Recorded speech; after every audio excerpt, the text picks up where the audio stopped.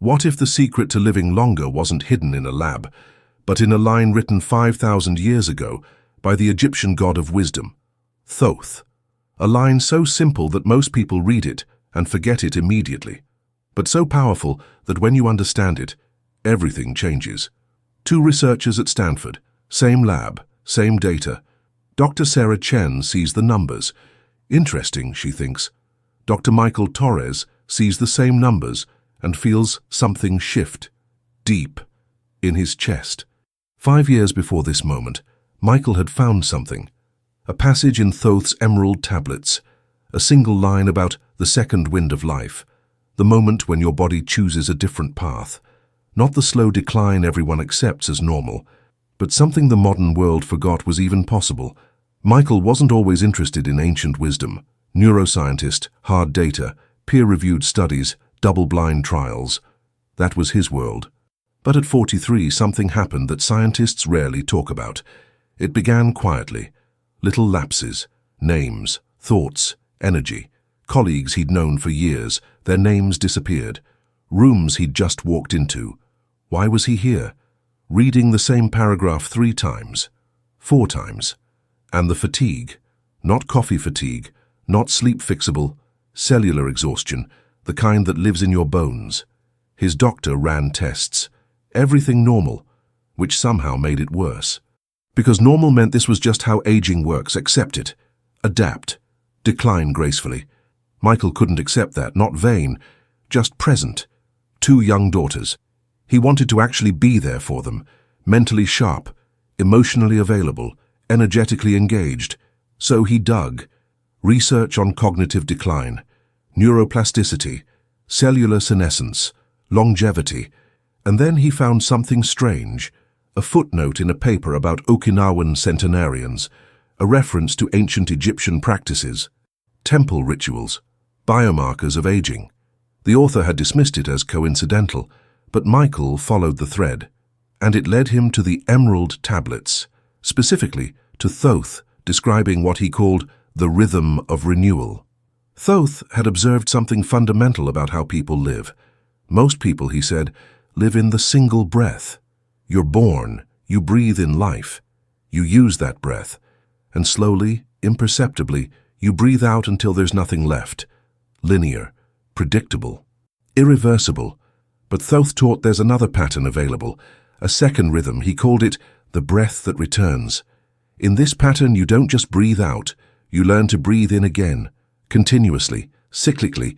You take new life even as you age. You rebuild even as you break down. You regenerate even as time passes. And according to Thoth, this isn't mystical. It's biological. It's how the body was designed to work when given the right conditions. Michael read that passage 3 times, and something clicked, because in his research on cellular biology, he'd seen evidence of this. Processes that could repair DNA, enzymes that could protect chromosomes, mechanisms that could slow, maybe even partially reverse markers of aging. But those mechanisms were usually dormant, switched off by chronic stress, by inflammation, by poor sleep, by disconnection. What if Thoth had observed the same biology thousands of years ago? What if ancient Egyptians had figured out how to activate these dormant processes? Michael decided to test it, not in a lab, in his own life. Thoth's writings described a practice, simple on the surface, profound in application. It involved what he called bringing consciousness to the throne of the heart, shifting your attention from your head to your chest, from thinking to feeling, from analyzing to sensing. Thoth taught that the heart isn't just a pump, it's an organ of perception, a source of intelligence that most people never access, because they live entirely in their minds. And when you learn to rest your awareness in your heart, when you breathe as if the breath is moving through your chest rather than your lungs, something changes in your biology. Modern research has confirmed this in ways that would have amazed even Thoth. Scientists at the HeartMath Institute, working with researchers from UC San Diego, discovered something remarkable in 2018. Your heart sends more signals to your brain than your brain sends to your heart. Neurological signals through the vagus nerve, hormonal pathways through chemicals like ANP and BNP, even electromagnetic signals. And the quality of that communication determines almost everything about your physiological state. When that communication is chaotic, irregular, fragmented, your body interprets it as threat, as danger, and responds accordingly. Cortisol rises, inflammation increases, cellular repair mechanisms shut down. Your body thinks it's in crisis, but when that communication is coherent, when your heart sends smooth, rhythmic, organized signals to your brain, everything shifts. Your body receives a completely different message: safety, stability, permission to regenerate. Michael started practicing every morning, just 5 minutes. Before his daughters woke up, he'd sit quietly, hand on his chest, breathe slowly, imagining the breath moving in and out of his heart. At first, nothing happened. His mind raced. He felt restless, but he kept going. Week 3. Something subtle shifted. Sleep improved. Not dramatically, but measurably. Week 6. His wife noticed. Less irritable, more patient with the kids. Week 8. He realized he'd gone 3 days without forgetting why he'd walked into a room. Small changes, but consistent. At 90 days, Michael went back to his doctor, asked to redo the blood work. His doctor was skeptical. 3 months isn't enough time for significant changes, but the results surprised them both. Inflammatory markers had dropped. His hs-CRP, a key marker of cardiovascular disease risk and aging, decreased from 3.1 to 1.8 mg/L. Fasting glucose improved. His morning cortisol, which had been chronically elevated, was now in the optimal range. His doctor asked what he'd changed. Michael explained the practice. The doctor was honest, didn't fully understand the mechanism, but the results were measurable, and he encouraged Michael to continue. That was 5 years ago. But Michael's story isn't the only one. 2,000 miles away in Boston, Jennifer was facing a different kind of decline. At 52, she'd been diagnosed with early metabolic syndrome, the precursor to type 2 diabetes, blood pressure chronically elevated, 3 medications. 60 pounds of weight that seemed impossible to shift, despite diet, despite exercise. Her endocrinologist was clear. Without dramatic intervention, she was on a path to insulin resistance, diabetes, heart disease. Jennifer had tried everything: keto, intermittent fasting, CrossFit. Nothing stuck, nothing worked. She was tired, literally and existentially. She felt like her body was a problem she couldn't solve. Then she read Michael's story online. Skeptical, but desperate. Desperate enough to try. She started the practice, the same 5-minute heart coherence protocol, and something different happened. For Michael, changes came gradually, building slowly over months, but Jennifer felt something immediately, not dramatic, but undeniable. Day 2. A shift, subtle, but real. A calm that lasted for hours after she finished. Week 2. Her sugar cravings, relentless for years, were noticeably diminished. Week 4. Her Fitbit data showed something remarkable. Her heart rate variability, which typically indicated stress and poor recovery, had increased by more than 25%. Heart rate variability is the fluctuation in time intervals between heartbeats. This variation reflects your nervous system's ability to adapt, to respond, to be resilient. It's one of the most reliable predictors of longevity, according to research from the Framingham Heart Study, the longest-running medical study in history, tracking cardiovascular health in over 5,000 participants since 1948. High HRV means resilience, low HRV means fragility, and accelerated aging. Jennifer's HRV was improving, and with it, her entire physiology began to shift. Month 2, blood pressure dropped enough that her doctor reduced 1 medication. Month 3, her fasting insulin, which measures metabolic health, had normalized significantly. Month 6, comprehensive metabolic panel, fasting glucose, back to normal range, triglycerides, down 35%, LDL cholesterol, down 18%, and something her doctor said she rarely saw: spontaneous weight loss, 23 pounds, without intentional calorie restriction. Her doctor asked what she was doing. Jennifer explained the practice, the heart coherence protocol that Thoth described thousands of years ago. The doctor listened, then said something important. I don't know exactly how this works, but the research on heart rate variability and metabolic health is solid, and your numbers don't lie. Keep doing whatever this is. Then there was David, 61, living in Chicago, former college athlete. But years of desk work and stress had taken their toll. Arthritis in both knees. His doctor said it was progressive, degenerative. Best he could do was manage the pain, medication, physical therapy. David could barely walk his dog anymore, knees swelling up after even short walks. He'd tried everything: glucosamine, collagen, stem cell injections, physical therapy, anti-inflammatory diets. Nothing made a significant difference. He felt like his body was aging on fast forward. Everyone else his age could still move, not him. Then his daughter, who worked in biotech, sent him an article: Inflammatory Cytokines and Cellular Senescence. She included research showing how chronic stress accelerates the accumulation of senescent cells, zombie cells that don't die. Instead, they pump out inflammatory signals that age your entire body. The article referenced Dr. Kirkwood at the University of Manchester on stress and aging, and research from the Mayo Clinic on clearing senescent cells, but it also mentioned something crucial: that chronic stress was one of the primary drivers of cellular senescence accumulation, and that reducing stress was actually one of the most powerful ways to limit it. David thought about his life: high-stress job, constant tension, living in his head, worrying about things he couldn't control. He wondered what would happen if he actually reduced his stress at the cellular level.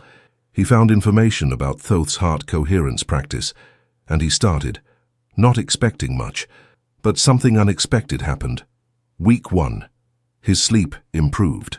He wasn't waking up multiple times in the night anymore. Week 2. His baseline anxiety decreased, less quick to anger about minor things. Week 4. His wife commented, "You seem more relaxed, more present." Week 6. Something remarkable. His knees stopped swelling, not dramatically but noticeably. The swelling that appeared after even short walks now barely appeared at all. His doctor ran inflammatory markers. His CRP, which measures systemic inflammation, had dropped by more than 40%. His TNF-alpha, a key inflammatory cytokine that drives cellular aging, had decreased significantly. His doctor was puzzled. No new medications, no drastic diet changes, but inflammatory markers were moving in the right direction.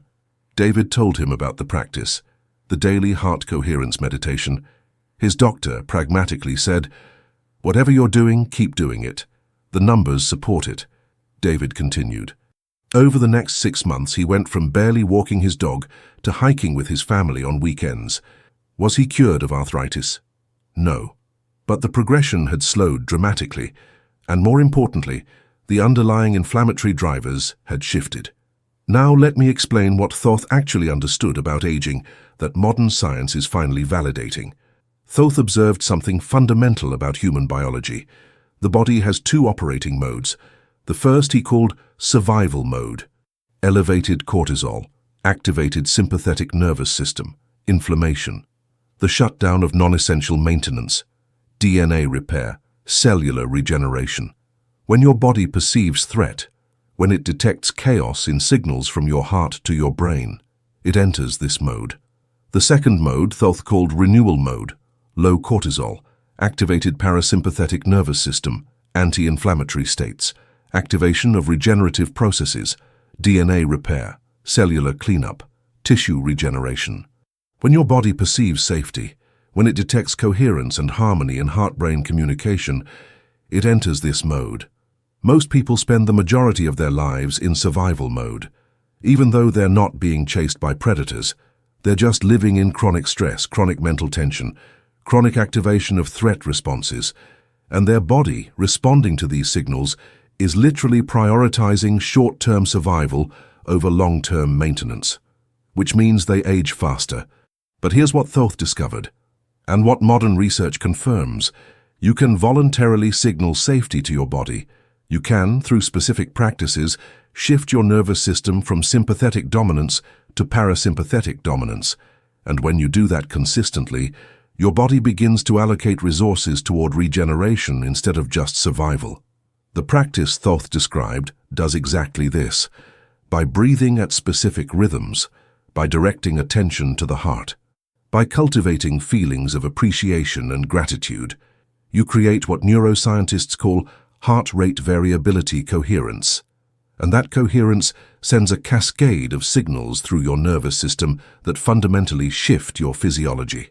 Research published in the American Journal of Cardiology in 2016 showed that even brief daily practice of heart rate variability coherence training significantly improved multiple markers of cardiovascular health, autonomic nervous system balance, and psychological well-being.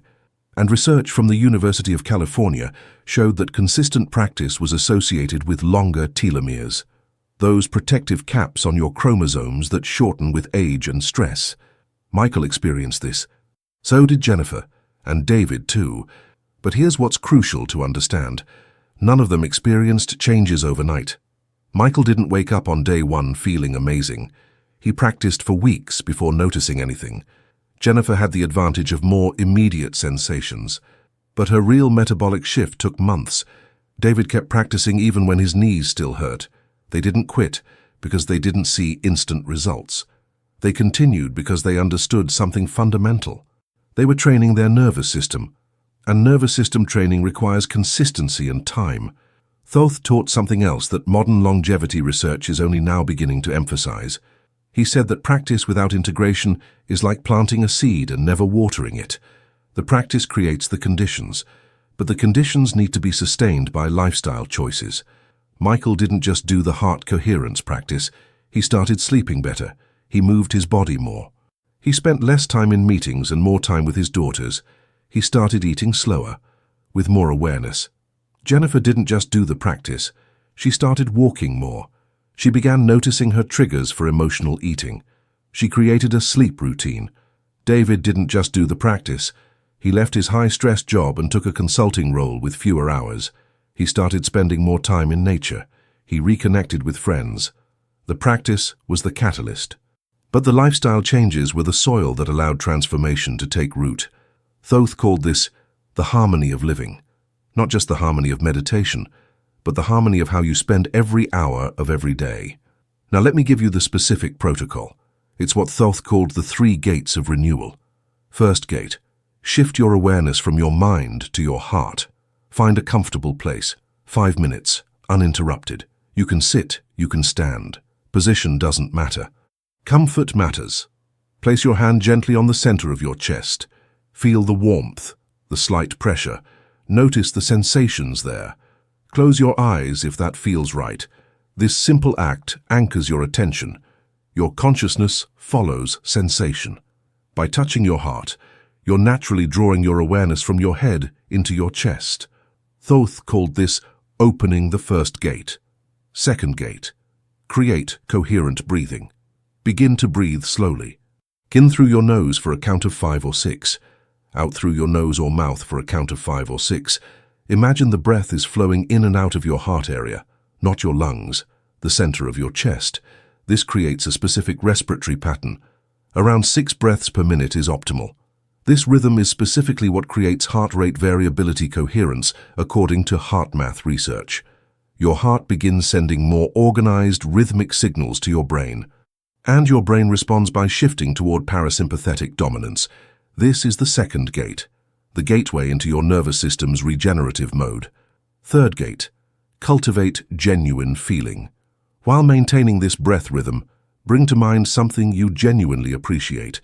Your child, your partner, your pet, a place in nature, a moment of beauty you experienced, someone who helped you. Don't force it. Don't try to manufacture some peak experience. Just gently hold that sense of appreciation. Thoth observed that this is crucial.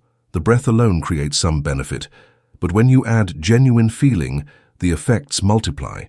Modern research backs this up. Neuroscientists measuring brain activity during coherence practice found something remarkable. When people added feelings of genuine appreciation or gratitude, their heart's electromagnetic signal became significantly more organized and coherent. This signals deeper changes in your autonomic nervous system. When you feel genuine appreciation while breathing in coherence, you're sending one of the most powerful regenerative signals your body can receive. Do this for 5 minutes. That's it. If your mind wanders, and it will, that's completely normal. The goal isn't to achieve some perfect mental state. The goal is to practice the coherence pattern consistently.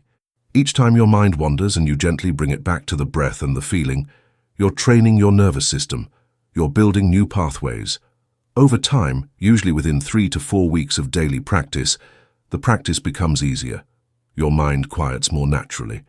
The feeling flows more easily and the effects compound. Now I need to be direct about something important. This practice doesn't replace medical care. If you have health conditions, continue working with your doctor. Use this practice alongside proper medical care, not instead of it. Michael continued his medical checkups. Jennifer stayed engaged with her endocrinologist. David consulted with his rheumatologist, and it was through medical monitoring that they could objectively measure progress. Thoth wasn't anti-medicine. He was one of the great healers in ancient Egypt. He understood that some conditions require direct intervention. What Thoth taught was partnership with your body, creating optimal conditions where your body can do what it's designed to do, heal and regenerate. There's one final element Thoth emphasized that transforms this from a solo practice into something sustainable. He taught that the most powerful healing happens in community. Michael found a small group of colleagues interested in longevity. They met weekly and practiced together. Jennifer joined an online community of people exploring heart coherence practices. She shared her journey, got support when motivation flagged. David invited his best friend to try the practice with him. They did it together most mornings before work, and something shifted for all of them. The practice became sustainable, the commitment became real, the transformation accelerated because community amplifies practice. Community provides accountability. Community witnesses your journey. And that witnessing, that shared commitment, that sense of belonging to something larger than yourself, actually has measurable physiological effects. Research from Harvard Medical School on the health effects of social connection found that people with strong social ties have 50% lower mortality rates than isolated individuals. Connection doesn't just feel good, it literally extends your life. It reduces inflammation, it supports cardiovascular health, it optimizes nervous system function. Thoth knew this thousands of years ago. He said that the priests who lived longest were never hermits practicing alone. They were always part of communities. They had deep connections. They felt part of something larger than themselves. So here's where you are now. You understand what Thoth taught. You've seen through the stories of Michael, Jennifer, and David that real transformation is possible. You have the protocol, the 3 gates, 5 minutes a day. Now the only thing left is the most important thing. You have to begin. Not tomorrow, not next week, now.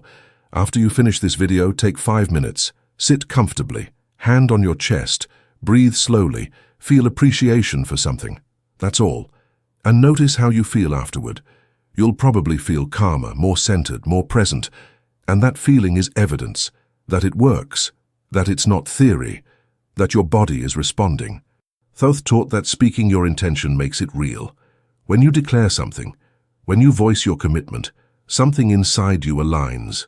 It's not mysticism, it's neuroscience. Public declarations activate different neural pathways. They engage more of yourself. They create a form of accountability that goes deeper than just thinking about something. So, if this resonates with you, if you feel called to explore this path of coherence and renewal, I'm inviting you to do something. In the comments below, write 3 words. My heart chooses renewal. That's all. Not a long explanation, not a story. Just those 3 words. It's a declaration to yourself, a seed planted. And over the coming days, weeks, and months, you'll water that seed with your practice. And it will grow into something you can't quite imagine yet.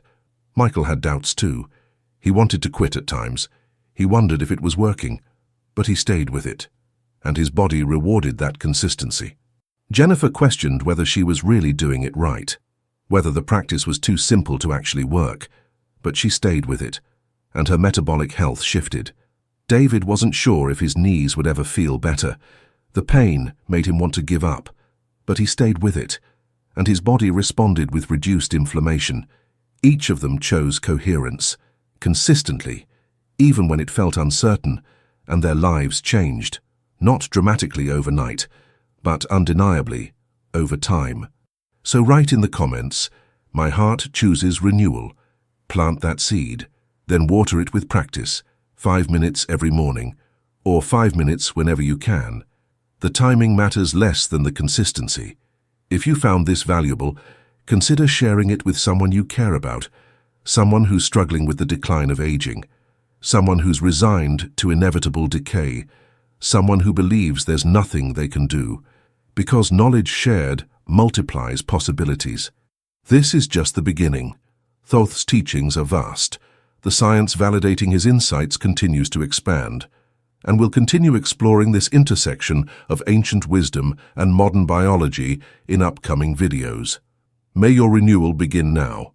Write in the comments, and let's walk this path together.